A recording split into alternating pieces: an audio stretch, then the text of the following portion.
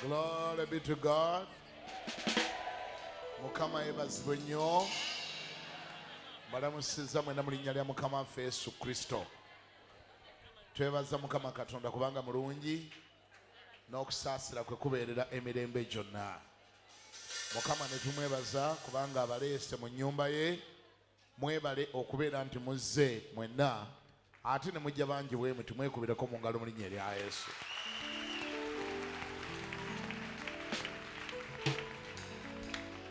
Amina. Genda basaba mutuuleko.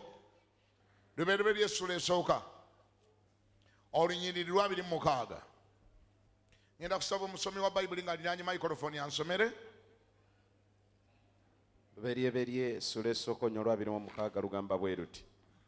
Katonda n'ayogera nti tukole omuntu mu ngeri yaffe mu kifaananyi kyaffe bafugenga eby'omu nnyanja n'ebibuuka waggulu n'ente n'ensi yonna na buli ekyewalula ku nsi. Olwa 27 Katonda n'atonda omuntu mu ngeri ya Katonda mwe yamutondera omusajja n'omukazi bwe yabatonda. Katonda n'abawa omukisa.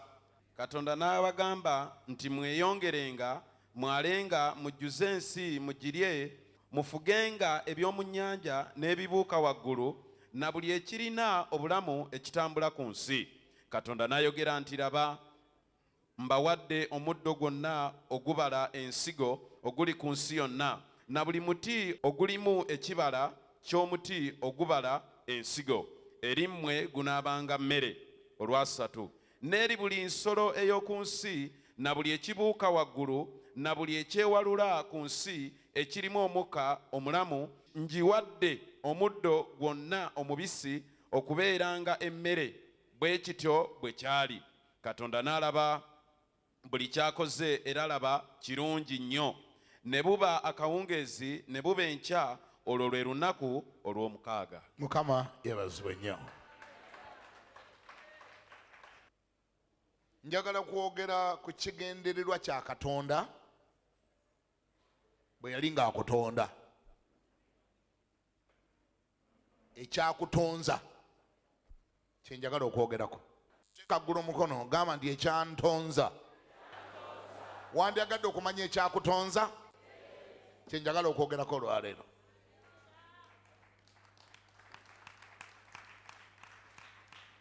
We naamaliro kyogerako njagala gwe ombuulire ate era weebuulire oba ddala wali okituuseemu oba tokituukangamu. Bw'oba wakituukamu tuneebaza Mukama. Bw'oba tokituukangamu ekyakutonza, the purpose as to why you were created, bw'oba tokituukangamu weenenye,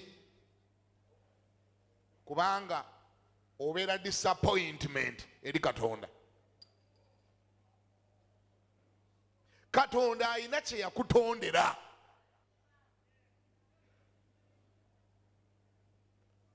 Tewamala bubeezi gabaawo. Katonda alina kye yakutondera.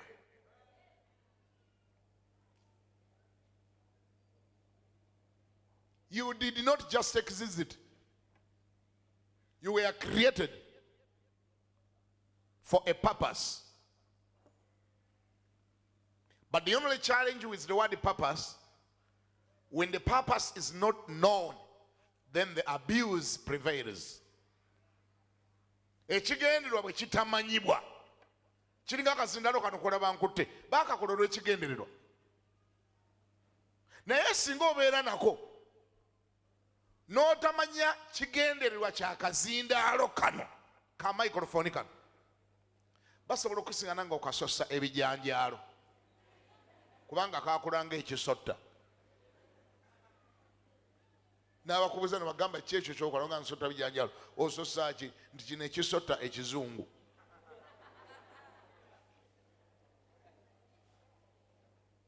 Simanyi olira kazindaalo ka $5 nga gw'okasoseza bijanjaalo foko foko foko foko foko.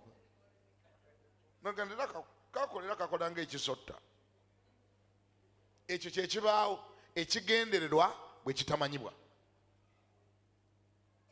Eno ennanga egula ndoza dola nga 1,500.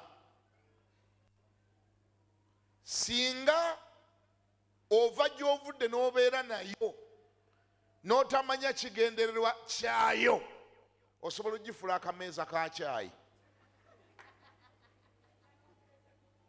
Era bakusanga omuza kuno ekikopo n'egonja n'ekabalagala n'enseenene n'oga ndi ku breakfast yange. Ekyo kye kibaawo ekigendererwa bwe kitamanyibwa. Mulokole gwe atudde wano kimanyi n'Abakatoliki bazze, naawe Mukatoliki gwe n'Abasiraamu bateekwa okuba we bali bonna kati ennaku zino batuwuliriza. Nammwe Abasiraamu abazze n'Abangirikaani n'Abasodokisi, omanye ensonga lwaki baakutonda.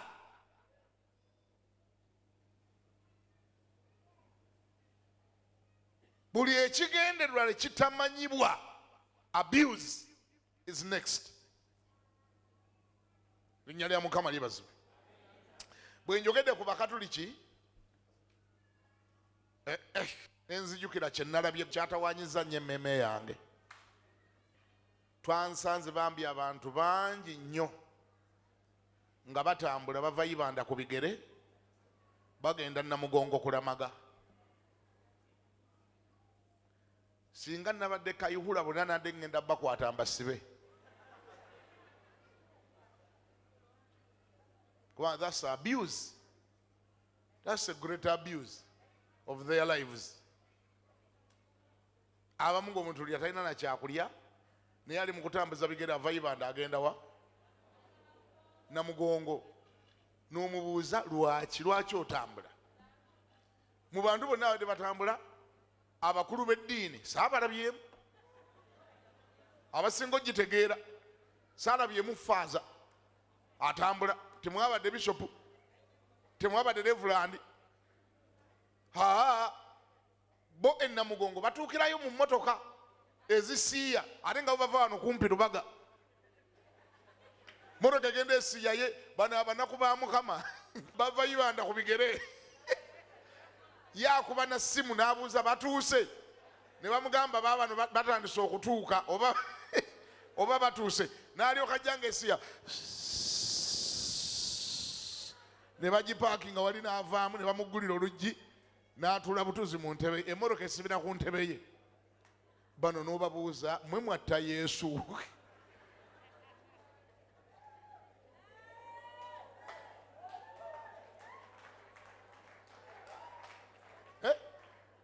Bameka batambulako ku ngendo ezifaanana bwe zityo nga walutambulako wanika kasita wavaayo, ono wuno yalutambulako, omulala aliwa n'oli wuli yalutambula, n'oli yalutambula, wabula mwawona baaba, mwali mujja kufiira bwereere.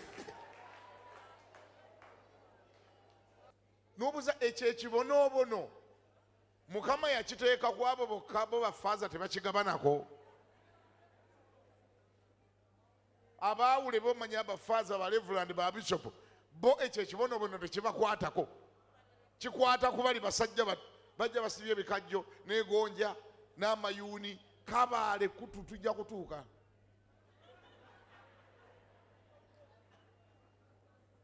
Tebatugambanga ng'okutambuza bigere mayiro bina okusonyiibwa ebibi. Ebibi Yesu omuwendo yagusasula dda, omukkiriza bukkiriza.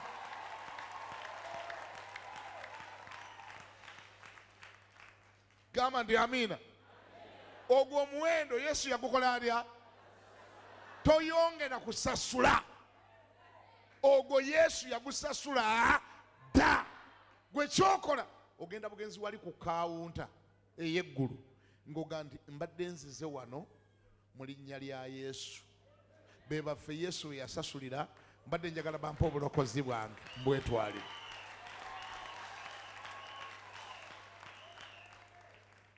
Mukama yebazibwe. Bannange Katonda yabawonya abaaliyo, naye nze mbadde nsaba era njogeredde wano Paapa ne Kalidinaali ne Bishopu batuleko wansi bakole ku nsonga, bajja kutta abantu ba bwereere. abantu bababuulire nti kyemugezaako kukola tekiri na mu bayibuli, tekiri nayo, bayibuli tekiwagira. That is committing suicide. That's committing suicide. Omuntu agenda otuuka namugongo ng'ebigere byazimbye edda. Ate ekyakabi olutuuka namugongo tewaliwo nandabirira eri awo etegerekeka. Olutuuka yeekulisiza ku walagi aga ndi bampa ow'olunaana nga bamuwa wa lunaana mbu yeekulisa olugendo. Kage n'omubuuza ate okumala okwoza n'oyanika mu ttaka otambudde olugendo okuva Kabaale kujja Kampala ku bigere ate ne weekulisiza ku walagi. Banne mukubire Yesu mu ngalo, yabawonya mmwe. Gamba ndi Yesu weebale watuwonya. Yakuwonya obutamanya n'akamala bumazi. Bassebo ne bannyabo tuli wano nga waliwo ekyatutonza. Bw'oba oyagala okumanya ekyatutonza osoma Lubereberye 1:26 lw'otegeera ensonga lwaki watondebwa. Kubanga ne programu yakutonza weeri wano, agenda weeri wano, job description weeri wano. Tewambala gajja wajja bya nsonga, wajja nga n'omulimu gwo guli gazetted nga gulangiddwa, baagulanga nga banoonya omuntu alinga gwe agenda ogukola. Lwaki watondebwa? Lubereberye 2:6 ayogedde. Katonda bwe yamala okukola ebintu mu lunaku olwasooka, bwe yakola bye yakola, mu lunaku olwokubiri n'atonda bye yatonda, ku lunaku olwokusatu n'atonda ebitonde ebirala, ku lunaku olwokuna sijja biddamu byonna, abyagala obimanya osoma Lubereberye yonna essuula emu ojja kulaba ebintu bye yatondera mu nnaku 5. Mu ebyo mwalimu ennyanja, ebbanga, ebinyonyi by'omu bbanga, ebyennyanja mu nnyanja, emiti, ebibala, ebimera, ettaka, ebinyonyi, ebisolo, ebiwuka, ebyewalula, byonna. Ekyewunyisa ku byo bwe yamala bitonda, Bayibuli ega n'abirabanga birungi. Wangi kyogera ekyo nkiwulire, n'akola atya? N'abirabanga birungi. Bw'amala obirabanga birungi, Mukama n'alowooza ku kintu. Abafirika, sijja kugamba bannayuganda bokka, Abafirika kye batatera kulowoozaako nnyo. Eri ebweru baakirowooza dda, y'ensonga lwaki olaba nga bali advanced mu bintu bingi nnyo. Bakiyita maintenance and sustainability. Sustainability. Wano waffe ne bwe tukola luguudo tubeera na budget ya kulukola yokka, tetubeera na budget ya maintenance. Kyovulaba osanga enguudo zaffe nga lwe baakola nga balwagala nnyo ne bateekamu n'emyala eginaatambuzanga amazzi luleme okufa. Ogenda okuddamu okuyitayo ng'egyali emyala gyajjula ettaka n'enfuufu. Lwaki? Baalina magezi galukola gokka. Ekyoddubeezaawo oddulabirira tebaakirowoozaako, ne lufa ne luggwaawo naye nga lwatwala ssente okukola. N'ebizimbe byaffe bwe bityo. Ekyobutalowooza ku maintenance eri obulamu bw'abaddugavu kyafuuka nga culture. Buli kye bakola bakola kikole. Bwe bazimba eddwaliro ly'omulago bazimba zimbe. No budget for maintenance. Abazungu ekibayamba okuwangaaza ebintu ebimu, n'osinga ne nnyumba ne bagamba nti ennyumba yakawangaala emyaka 4. Just a residential house ne bagamba yakawangaala emyaka 4. Mu bwongo bwabwe abagizimba n'ekya maintenance bakirowoozaako ne bagamba egenda kubeera weetya, era buli lwebanga ekaddiwa ne bagizza bujja, weeyatise ne baddaabilizaawo, nabbubi ne bamusikayo, ne wano singana n'omuntu nga yazimba ennyumba ya miliyoni 7 giweeyo omwaka gumu nga guyiseewo ebanga gye baamuwa obuwi ebanga aga ne baamusigamu nsige ng'ejjudde ettaka ejjudde enfuufu ejjudde nabbubi buli ekyonooneka tazaawo ewaali eddirisa ng'ateekawo epapula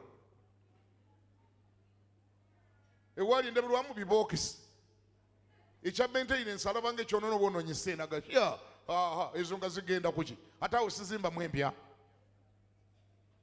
n'emmotoka z'abantu bwe zityo abantu tebamaintaininga bintu byabwe lwaki mukazi we yakutama tokyayagala mutunulako maintenance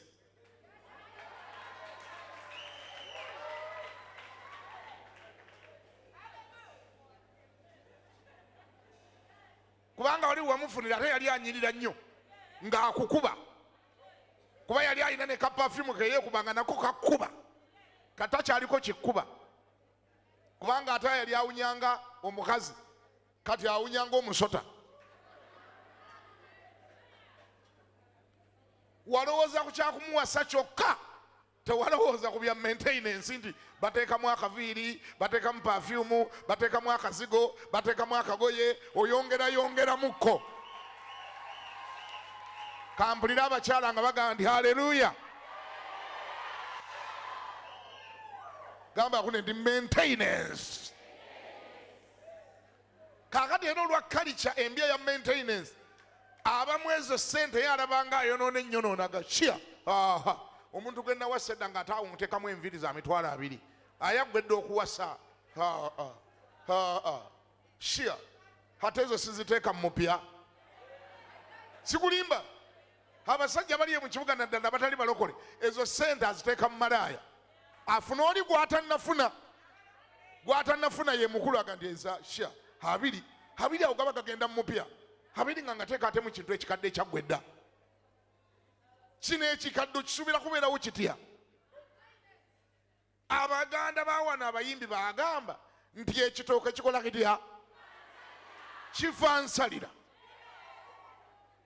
buli kyoyagala kisigale nga bwe wakifuna okiteekamu ssente ne kisigala nga bwe wakisanga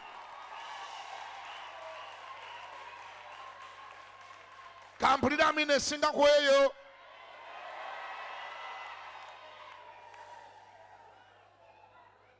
lack of maintenance eri mu mayumba eri mu mamotoka omuno omusanga n'emmotoka nga balinga gye baamuwa obuwi naye ne gwe baagiwa abaamu n'amagezi n'agyoza bwekulubuka n'ajjako ekikulubuse naye osinga n'emmotoka y'omuntu ng'erimu ebikongoliro erimu ebicupa bya mineral water gwe yanywa luli amagumba g'empuuta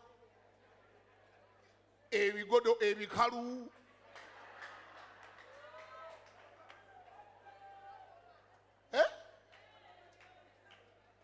amagumba g'embizzi gali muli emmotoka nga yingini ng'eddugala oluddugala lwaki teefe poor maintenance motoka ng'eringa wiribaalo n'omugamba bali ogisuubira kuwangaala etya eya kirina yafa ingini tekyassa lwaki teefe oyiro yakaddiwa yagamba nja kuvuga mpaka yesu lwaligamba nti amiina buli kyonna kyolina mu bulamu buno kyetaaga maintenance ne bwe banyumbayo maintenance that's where we are poor as Africans tetumanyi kudaabiriza bintu byaffe tubifuna bitwalira obudde obifuna oluusi bitwala entuuyo zaffe bitwala sente zaffe zetukoledde obulamu bwaffe bwonna bw'omala okukikola n'okifuna n'okiragajjalira ne kifa n'olyoka osiba emizimu gikaddiyiza enjuuyo yange sooka ogirabe emizimu si ye gikaddiyiza enjuuyo obwongo obutakola bwe bukaddiyiza enjuuyo buli kyoyagala kisigale nga kirungi kiwe time. God believes in maintenance. That's why he created man. Soko ulire agambye atya mutonzo olw'ensonga zino wammanga Katonda n'ayogera nti tukole omuntu mu ngeri yaffe mu kifaananyi kyaffe. Ekisooka bafugenga. And God said that let's create man. Create what? Let's create man in our own image. Man. Why man? To manage. Man. Why he was called a man? He was created to manage. Chovulyanga bamugamba afugenga. Katonda yamala okukola ensi ye nga nnungi nnyo n'amanya nti bw'atagiteekako manager eba ewedde n'ateekako maani amanagingenga.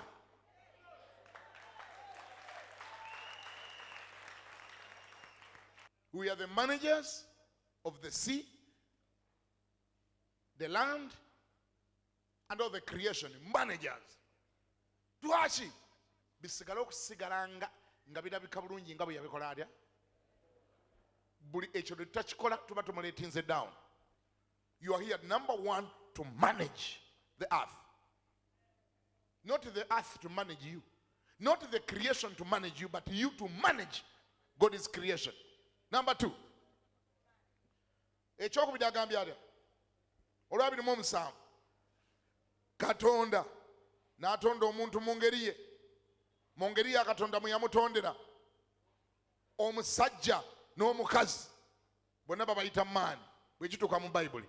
Musajja n'omukazi bagwa mu kiti kyekimu bonna ba manager. Olwabiri mu omunaana. Katonda n'abawa omukisa n'omukisa baakola batya? Sikyabawulira. N'omukisa baakola batya? Baabawa. Katonda n'agamba nti mweyongereyongerenga, ekirala mwalenga, mujjuzenga ensi mugirye. Mukole mutya? Mujjuzenga ensi, ate bwe mumala ogijjuza mugikole mutya? Mugirye. Emu ku minsoni yaffe lwaki tuli wano? Kulya nsi, so si nsi kulya. We are here to devour the land, not the land to devour us. Ekyo kirina okubeera mu bwongo. Ekyo ng'oli wano ku nsi ng'olivinga, ng'oli wano ku nsi ng'owangaala, ng'oli wano ku nsi nga w'oli eyeberemu ku minsoni yo nti olina okulya ensi. Bw'oba tonnagirya, you are disappointing God. Era wenjagala okubuuliza nga sinagenda na mu maaso. Ku minsoni eno ey'okulya ensi Katonda gye yakuleetera wano, ku minsoni eno otuuseewa? Are you devouring the land or the land is devouring you? Are you possessing olya ensi? Vision eno ey'okulya ensi ogirina? What is your strategy mu kulya ensi eno?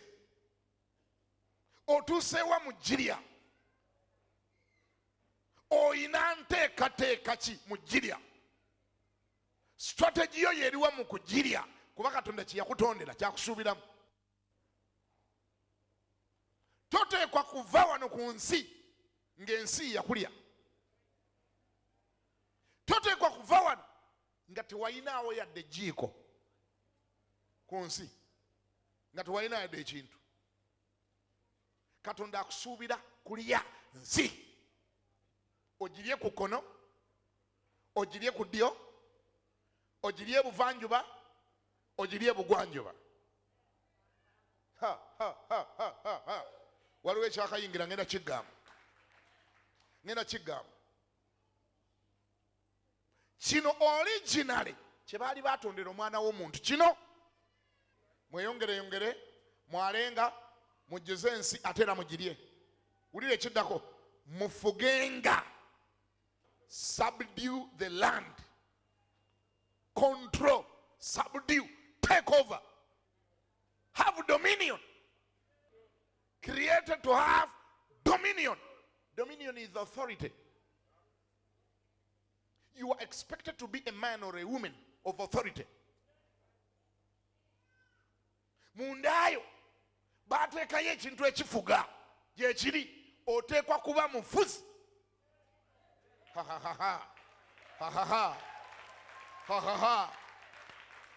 Oteekwa kubeera ani? Oyina kuba mufuzi so saafugibwa naye afuga. Kale oba ofugiddwa si nsonga naye nga naawe okola otya? Nga naawe ofuga. Buli lw'otafuga Katonda abeera disappointed, akwewunya n'ova ku nsi kuno nga tewafuga. Tolina gwe wayadde ekiragiro, tolina gwe wafuga, tolina kye wafuga, tewalina influence, tewalina maanyi, wali ku nsi ng'olinga atagasa. Mukama akusuubira kufuga. Katandika okulowoozaamu abafuga babeera batya? Abafuga biki ebibaleetera okufuga? Abafuga babeera naki? Abafuga batandika batya okufuga? Biki ebiyamba omuntu okufuga? Agambye have dominion, subdue the land, have authority. You must be a man or a woman of authority. That is God's expectation. Ekidako mufugenga n'ebyomunyanja mubifuge n'ebibuuka waggulu na buli ekirina obulamu ekitambula ku nsi. Katonda n'ayogera nti laba mbawadde omuddo gwonna ogubala ensigo oguli ku nsi yonna, na buli muti ogulimu ebibala ekyomuti ogubala ensigo, eri mmwe mazima gunaabanga mmere gye muli. Gwe bw'omala okulaba bino nga bw'obirabye wano, bw'otandika okwereetinga osobola kwewa percentage ki ku buli kye boogedde awo? What percentage can you give yourself? How can you rate yourself? If you were given a chance to rate yourself, how best can you rate yourself? Bakuyita kufuga, kulabirira, kweyongera, kwala, kubeera ne dominion ku nsi otuuseewa. Because this was God's goal over you. Eno ye yali enteekateeka ya Katonda eri obulamu bwo, era bino by'owulira wano bye byakutonza. Katojja kwagala ombuuze, musumba, kiki ekyalemesa, byayonoonekerawa era byatandikirawa okwonooneka? Byayonooneka ku lunaku Adamu ne mukazi we lwe baawuliriza omusota, lwe baawuliriza Setaani. Setaani lwe yatabulatabula ekintu kino, the original plan of God over man. Setaani teyabaliisa buliisa kibala kyokka, naye abakuba ddolera n'ababbako n'obuyinza obwali bubaweereddwa n'abubba. Omuntu yali akoleddwa ng'alina obuyinza, nga bw'owulidde baali bamutonze ng'alina okuba n'obuyinza ku nsi na buli ekiyirimu kyonna. Obuyinza bw'omuntu bwe yalina, yasobolanga n'okulagira empologoma ntuula awo n'ekola etya? Era zonna yazituuma amannya. Omuntu yatuuma ebisolo byonna amannya. Yagambanga ebisolo, agamba gwe jangu, gwe tuula wali, gwe tojja, lindako mmala okutuuma ono. Nagamba gwe enjovu, kale mpitaako, negenda. Naga omulala, kati gojja kuba mpologoma. Owulidde? Essebo weeyongere. Gojja kuba ani? Sembera wano. Gwe banaakuyitanga musota. Genda. Ate gwe sembera dubu, kale gojja kuba nga dubu. Ate gwe nvubu. Nga tuwali yadde ekisolo ekyasamya akamwa kaakyo okumuluma oba okumulya, kuba yalina obuyinza ng'alina amafuta, alina anointing ebifuga.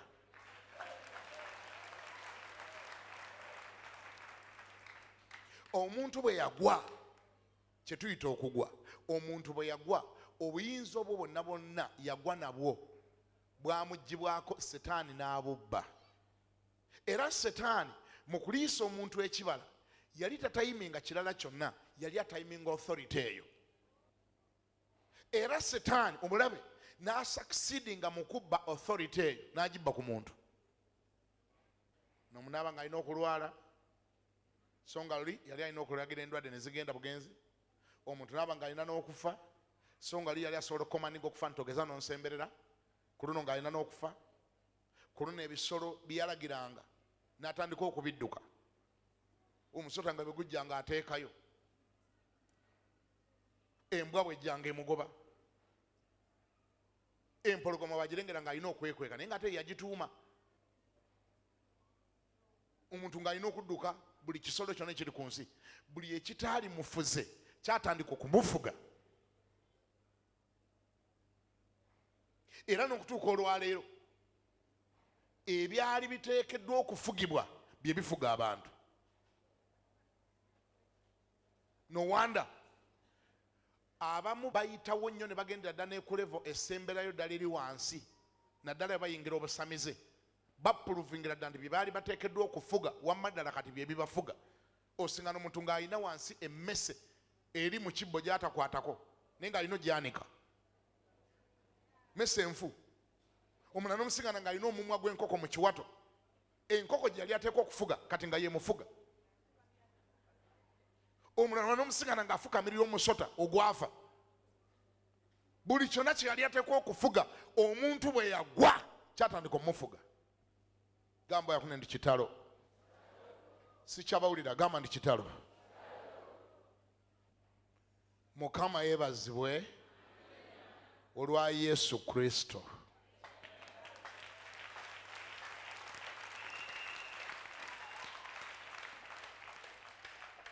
Okusinziira mu nsomesa ya Bayibuli entuufu, Katonda yamanya nti omuntu ono mutonze naye alabika agenda kufunamu obuzimu mu maaso wali agwe. Katonda n'akola backup plan. Ng'Omujapani bw'akola emmotoka n'amanya nti omupiira guno gujja kwabika, tuteekeko spare tire, tuteekeko ne sipaana, wheel sipaana, nti bino bye bigenda okutaasa emmoloka eno okudda ku luguudo. Katonda bwe yamanya nti omuntu aligwa, bwe yamulengera, kuba Katonda tatomerwa surprise, Katonda kye kyamuteesateesa omwana we Yesu Kristo nti yagenda otutaasa mu maaso wali. Oba okuba engalo zikube nange naayogera kye nazze okwogera. Era Bayibuli eyogera ku Yesu nti gwe mwana gw'endiga ogwattibwa okuva ku kutondebwa kw'ensi. Baamuteekawo kuva ku lubereberye nga ye kimuteesezaawo kutulokola bwe tunaaba nga tugudde. Okugwa ne kubaawo, Setaani n'atwefuga, n'atukozesa, n'atuzinya oluguje, n'atwabyuzinga. Yesu n'ajja years later, n'ajja n'atuggyayo mu kinnya gye twali twagwa, n'atuzza kungulu.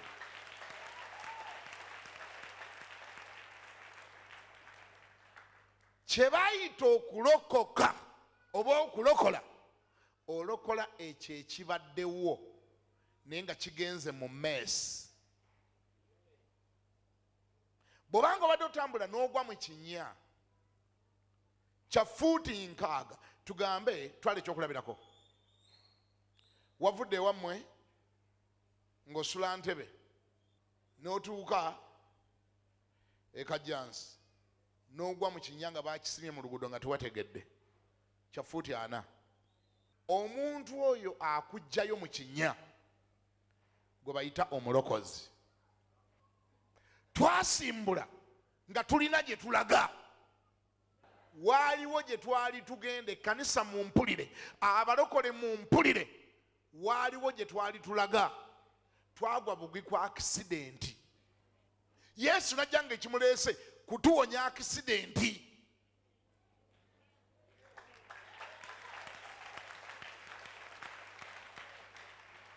Naye bwe yagituwonya, what next?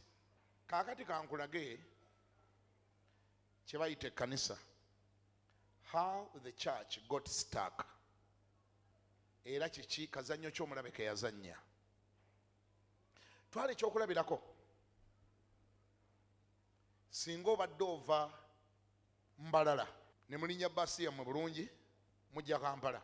Baasi yammwe ebeera etuuka mu Lwera neyabika omupiira neyeefuula era neyisibwa bubi, nemukola ekisobokaawo, nemuyita birole biyitawo, nemuyita tulegundi breakdown, ne bagisikayo eri wansi. Naye ekyomukisa omulungi mwenna abagibaddemu nga tewali n'omu akoze atya afudde, ne babasiba plaster minor injuries, ne mulama ne mutafa. Mwenna bwe muvaayo bwe muti mu baasi ne mwesimula enfuufu ne mucelebratinga, buli omu n'akulisa munne, buli omu n'akulisa munne. That is okay. Abantu okweyozayoza nga bawonya accident, it's okay. Ne mubeerawo ne debate awo ne mugana ne bannange baase ne badde etuse, mulaba mutya batuweereze nda tugende oba tutwaleyo akadde nga tucelebratinga olw'okuwona accident yeno. Abamu ne baleeta ebirowoozo nti bannange baase ne badde etuse nnyo, tugira tucelebratinga.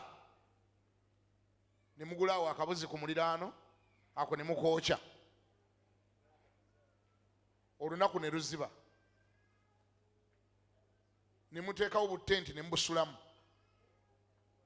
Ku accident scene, wali ku accident scene weyabadde, kuba muli mu kucelebratinga, muzina, muyimba, mubuuka, musula mu busiisira bwe mwokya embuzi, enkya ne baleeta embuzi endala, ne baleeta n'embizi nayo ne mugyokya, ne baleeta gonja ne mumwokya.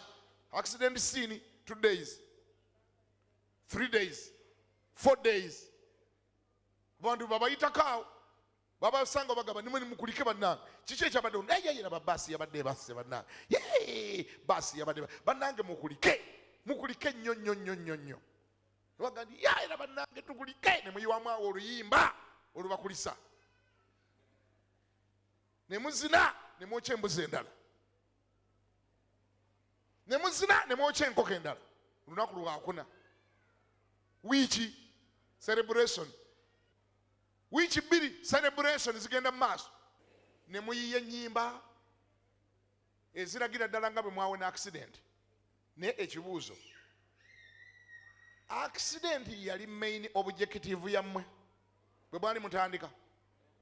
Kyajjamu buzi wakati awo accident bwe yajja, kituufu okuzina n'okusanyuka byaliwo, naye byalina okukoma musobole okweyongerayo e Kampala gye mwali mulaga, kuba mwalina ekigendererwa nga mugenda. Wandyagadde okumanya ekyaki weeri, ekkanisa yalemera ku accident scene. Adamu we yakubira emmotoka ekigwo awo we twalemera. Bw'otunulira eno ku ntandikwa nga mubyandikwa byenkulase, twalina gye tulaga. Baatuyita kufuga, naye awo nga tetunnafuga, akasajja kaava gye kavudde ka setaani ne kakubisa emmotoka ekigwo. Emmotoka n'etatutta, ne tugivaamu, ne twenkunkumula enfuufu, ne tweyozaayoza, ne tunaabako, ne tulirawo gonja, tuliddewo enkoko, twokeza embuzi, twokeza embizi, tuyiyiza ennyimba, tubuuka, tuyimba ekyo kyokka kyokka. Bannange twawona accident, bannange twawona accident, bannange twawona accident, twawona accident, bannange twawona. Ennyimba zonna, okulowooza kwonna, ebiyiyizibwa byonna, vision yonna, tuli mu kuyimba accident gye twawona n'omusajja Yesu gye yakola atya. Tuwulikika nga abatuufu ennyo, naye mutawaana we gwajjira twagaana okugendako mu maaso. Olugendo lwe twali tugendako twalwerabira. Kati focus yonna eri ku accident eno gye twawona. Accident gye twawona yafuuka program, yafuuka agenda, yafuuka ekyokulowoozaako. Amazina gonna gali ku accident scene. Buli muntu yazimbawo akasiisira ke, buli muntu alinawo akasiisira kaawo, n'engoye tuwoza n'okwanika ne twanika. n'abantu bazaaliddewo abaana n'ekibaasi ekyali kigudde kiri wali n'abatukulisa batusanga awo ne bagamba ne mwawona twawona munnange oli yose n'okyogerako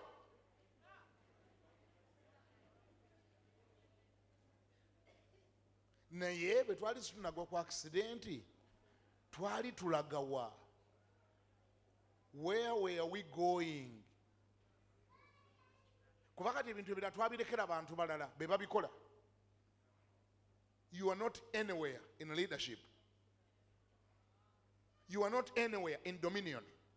Ate nga gogo bali bayise ofuge ebyobufuzi wabirekera balala. In fact no bito bita setaani bagandi wesimbe okwero si 5 ogamba oyo setaani yennyini mizimu gyagala kunyingiramu. Where are you in governance? Where are you in devouring the land? Where are you? Ensi baba najirya ebijirya tekiba kintu kimu tokosa bya mwoyo byokka n'oli ensi yonna.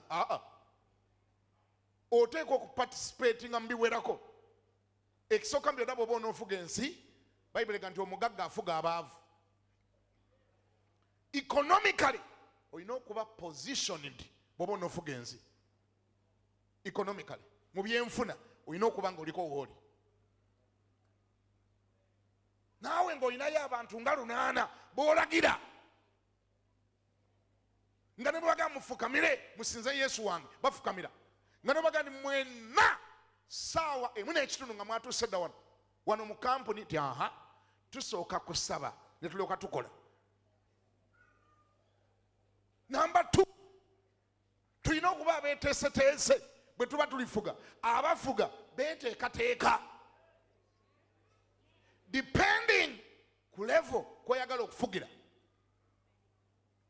Level ki kw'oyagala okufugira. Abanaafuga abanene badedeboozi nga liwulikika ensi eno nga baligifuga nga batugambye subdue the land, have dominion. Abafuga bagendako mu ssomero. Bagendako wa mu ssomero. Oli naawe n'omanya nange ndifuga ku bantu.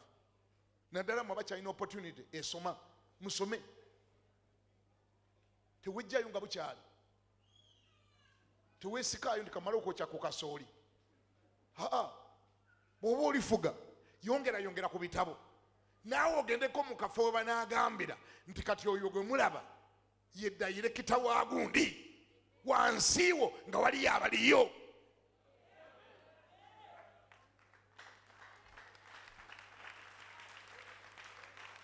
Ate omanyi nze kambabuulire mwe mwena mwagala okubuulira enjiri era mbalaba mwagalira ddala okubuulira era n'ekimu ku bindagandi mwagala okubuulira nkirabira mu kubasanga ku luguudo ku street nga mubuulira buli ayitawo. Lokoka era bw'otolokoke gwe naawe lokoka buli ayitawo lokoka gwe Yesu akwagala gwe naawe agenda gwe kalaba essirimu akalinga omutawaana loko mbalaba nga mugibuulira.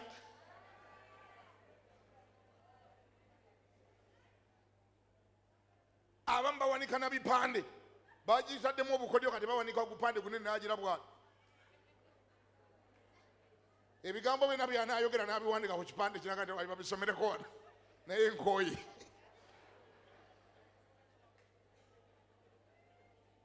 Ako kabonero akalaga bambi ndi mwagala okubuulira. Naye ate njagala kugamba ndi ate waliyo embuulire endala esingako awo.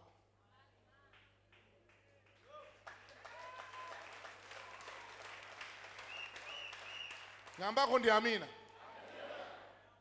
Waliyo embuulire ekolerya singa otereeza bulungi ebintu byo n'omalirira n'ova ku accident scene w'obadde ocelebratingira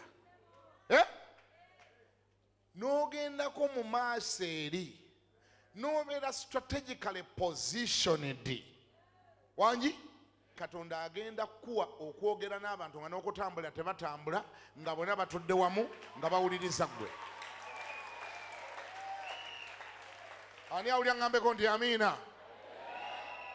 nga n'okutambula tebakola batya, tebatambula, era ng'asituka goga ndi nkugobye.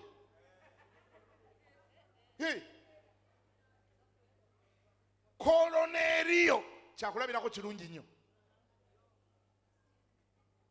Yali musajja ng'alina ssente ze, ng'atya Mukama, yali musizi nnyo ng'agaba nnyo, ng'ate asaba nnyo. Mukama yagenda omwetegereza nga Koloneriyo wansi we waliwo abantu bayitirivu abali mu influence ye, abali wansi w'obuyinza bwe. Mukama n'amulabikira. Ozanyisa Katonda, yamulabikira, yamusindikira malayika n'amulabikira. Malayika n'amugamba nti Koloneriyo nti wangisebo. N'amugamba nti notegedde nti sikutegedde, nze malayika nvudde wa Katonda. Kati omanyi ky'oba okola nti tuma oyite omubulizi w'enjiri ali mu kibuga bakiyita Yopa, bamuyita Petero, ajje y'anaakubulira ebigambo ebirikolokola gwe n'ennyumba yo yonna. Koloneriyo n'agamba kiwedde. Koloneriyo n'agamba kiwedde, n'atuma abasajja be bagenda tebalinnya ne baleeta Simoni Petero ajje. Mu lunaku lumu yali atuuse. Omanyi ekyaliwo? Omanyi ekyaliwo? Obugagga bukuwa beta platform ey'okubuulira enjiri.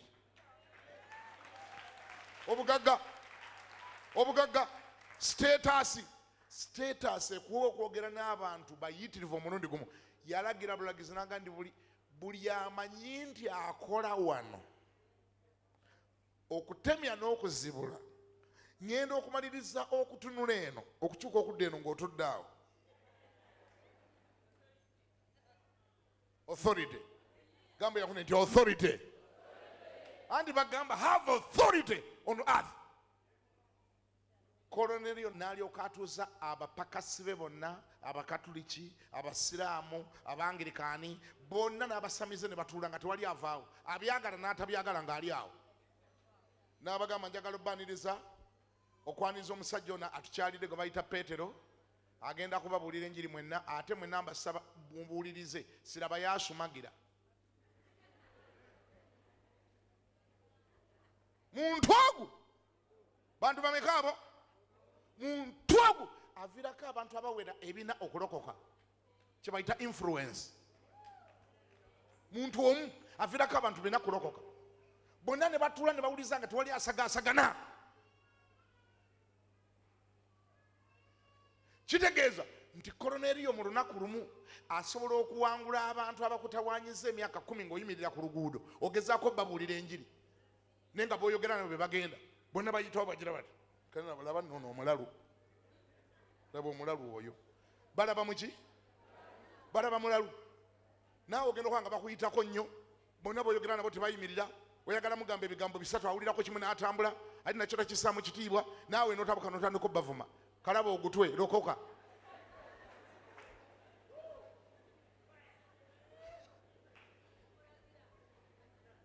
Lokoka.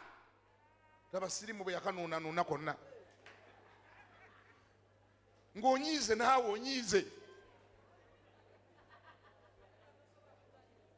Naye nga ne bwe bakubuuza okola evaluation, oba oleeta accountability, nga wayiseewo omwaka, ne bagamba twandyagadde okumanya sisita Nanca, Bulaza Matiya, obadde oyimira wali ng'obuulira, twandyagadde okumanya abantu balinga bameka abalokose mu mwaka guno, naawe tomanyi. Naawe tomanyi. Enjiri yo wagibuulira, naye nga buli gwayitangako, buli ayakuyitangako ng'alaba ki? Balaba ki? Balaba mulalu. Number 1, kubanga toli strategically positioned. Number 2, tobalinako authority. Toli mu kifo we bawulirira. Nsaba Katonda akuntere mu kifo we bawulirira.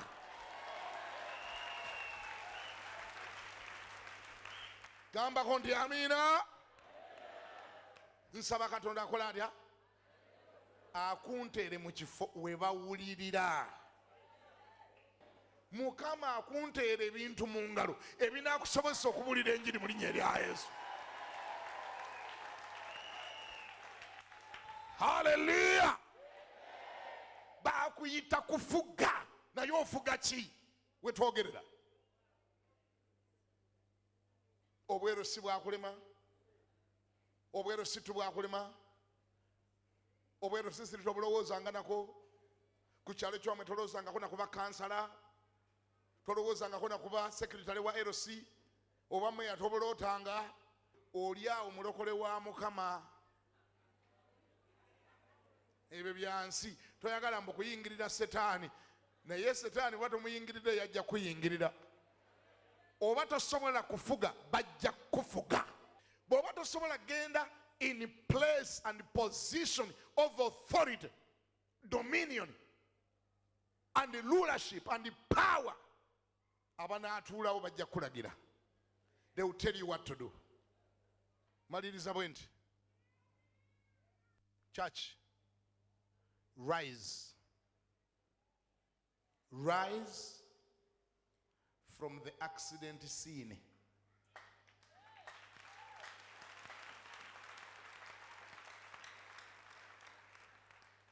Okufuga si kwa setaani, kwa bwa Katonda. Muleme kulekera bakafiiri bokka. In fact, gwatya Katonda gwe bali bayise okufuga. Gwolina okufuga ku kyalo kyewammwe. Bayibuli egamba ababi bwe bafuga ensi ekaaba, abatuukirivu bwe bafuga abantu basanyuka. Wangi?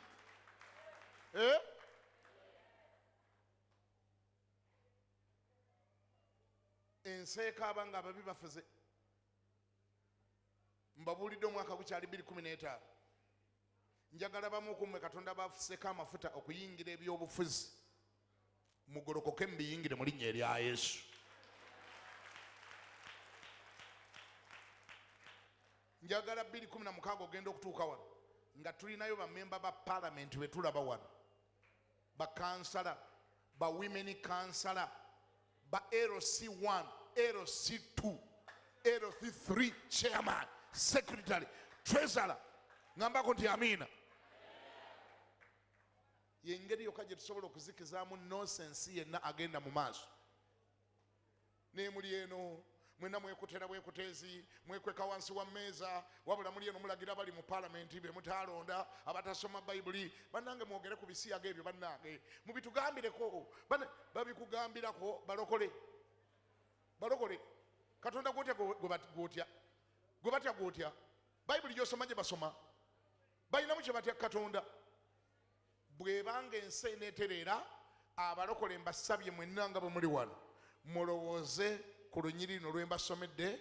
Katonda mmwe be yayita okufuga ensi, ogitwalako obuyinza, okugirya mu linnya erya Yesu.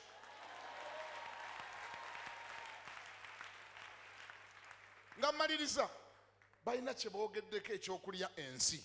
Gamba nti okulya ensi.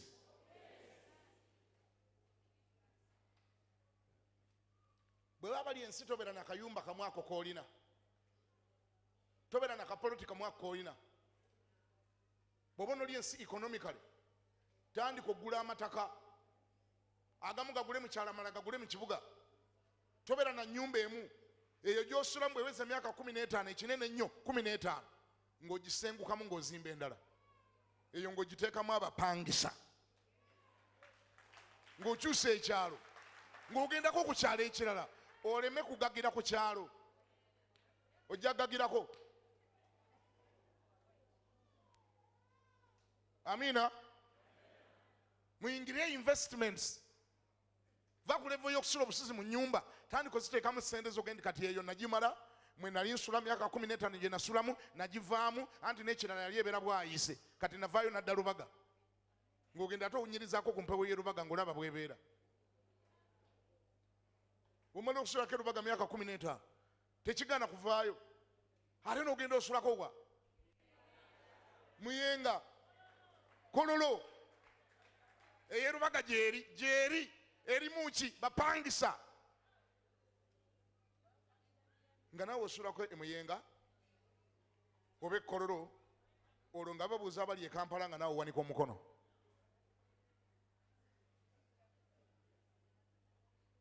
Ng'omanya Kampala bw'ebeera. Kye bayita to eat the land, to devour the land.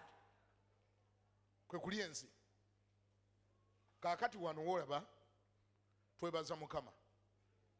Katonda bwe yamala otuwa wano ne tuyayana n'atuwa naawo awolaba na wano poloti za njawulo bbiri ne tumugamba Mukama twagala kwongera kulya nsi n'atuwa eri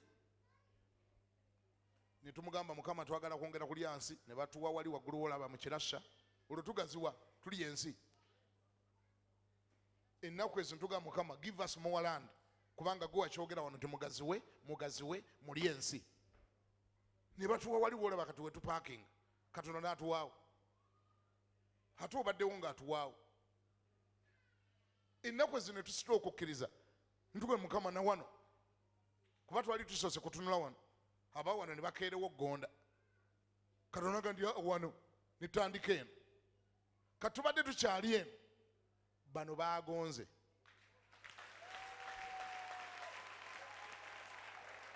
baakoze batya kati kiri gy'oli okulagajjalirawo wano oli waddemba okulagajjalirawo then n'otegeka prayer group erigobanga emizimu egirijjaawo kuba buli kyolagajjalidde tokisasulira omuwendo oyinza okulagajjalirawo gwe ng'ekkanisa ne bateekawo ambience